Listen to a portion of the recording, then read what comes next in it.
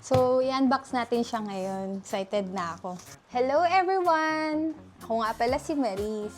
At ito ang aking pangalawang vlog. Today, feeling grateful ako kasi hindi ko expected na makaka-receive ako ng gift from my boss. Wait, papakit. Tchanan! Joke lang, hindi pala ito ang gift. Ito siya. Espresso machine. Kukwento ko sa inyo kung bakit ako feeling grateful. Kasi habang nag-work ako, sabi niya kasi, good job daw ako ngayong July. Kasi dati nung nag-work ako sa cafe, syempre nagka-calibrate ng coffee. Nahanap ng katawan mo yung ano ng espresso, yung kick.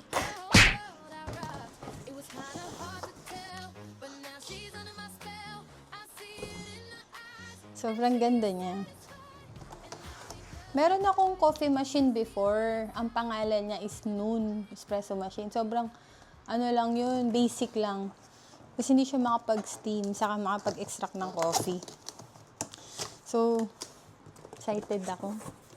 Yung pagising mo na umaga, tatanawin mo yung bintana mo na may view ng Dubai frame.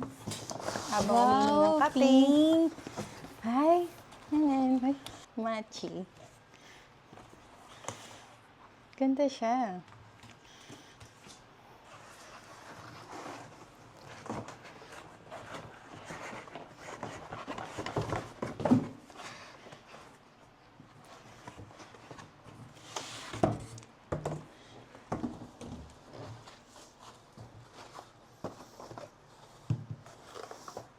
Wow!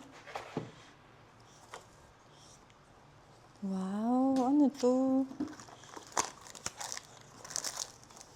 Wow! May cleaning solution pa.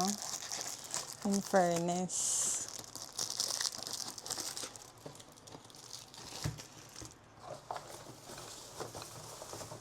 Wow! May picture pa. Panis! Oh, ang ganda. Latte art nga ni. Tapos, wow, meron pa siya sariling tamper. Oh, match nga siya. Oh. Tapos, ito, pang ano kaya to? Wow, ang ganda. Ay, ganda niya. Parang ayoko gamitin.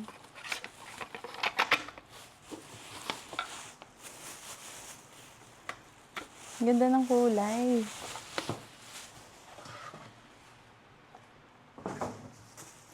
Wow, ang ganda. So, kaya niya mag-steam dito. Tapos, pwede siyang double espresso, cold brew. Tapos, mag-steam ng gatas. Wow, ang ganda. Tapos, meron pa siyang built-in water. So, pwede na siyang ng tubig. And then, check natin kung 9 bar siya.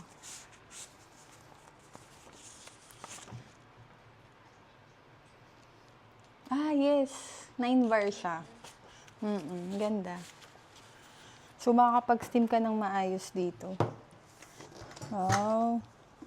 Thank you. Thank you sa boss ko.